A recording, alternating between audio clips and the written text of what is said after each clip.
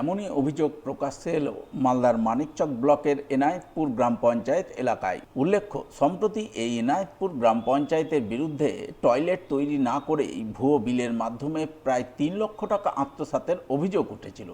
সেই ঘটনার রেশ কাটতে না কাটতেই ফের দুর্নীতি সামনে এসেছে এনায়েতপুর গ্রাম পঞ্চায়েতে। জানা গেছে, এই পঞ্চায়েতের এক এলাকায় কংক্রিট ঢাকনা সহ ড্রেন তৈরির কথা ছিল এবং শুধুমাত্র ঢাকনা তৈরির জন্যই ১ লক্ষ টাকার টেন্ডার হয়েছিল। কিন্তু ঠিকাদার সংস্থা কংক্রিট ঢাকনা তৈরি না করেই শুধুমাত্র ড্রেন তৈরি করে কাজের পুরো বিল তুলে নেয় বলে অভিযোগ। আরও অভিযোগ, এই ক্ষেত্রে ঠিকাদার সংস্থার সঙ্গে পঞ্চায়েত প্রধান এবং পঞ্চায়েত কর্মীদের যোগসাজশ রয়েছে। এই মর্মে শুক্রবার এনায়েতপুর গ্রাম পঞ্চায়েত এলাকার গ্রামবাসীদের একাংশের পক্ষ থেকে মানিকচক বিডিও অফিসে লিখিত অভিযোগ দায়ের করা হয়। ড্রেন রাস্তা ছিল, ড্রেন এখন বন্ধ হয়ে গেছে। আচ্ছা, রোড দিয়ে পানি জল যায়। আমাদের অভিযোগ ছিল কি এখানে ঢাকনা লেগে যাবে কিনা, সবার গোটা সমাজের জন্য ভালো।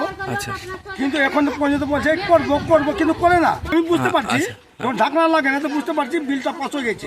জানিয়েছি আজকে কি কাল থেকে 4 দিন থেকে আমরা যোগাযোগ করে আজকে এই সমস্যা।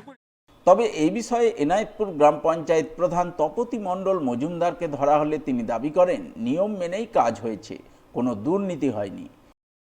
আমাদের ওখানে কাজ হয়েছে এবং যে এস্টিমেট ছিল সেই এস্টিমেট অনুযায়ী কাজ হয়েছে, হওয়ার পরেই বিলটা হয়েছে। এগুলো সব তথ্যগুলো সব তুলি বলছে এবং সঠিক বলছে না। কোনো গাফিলতি দেখছি না, যেইভাবে কাজ ছিল সেইভাবে বিলটা হয়েছে।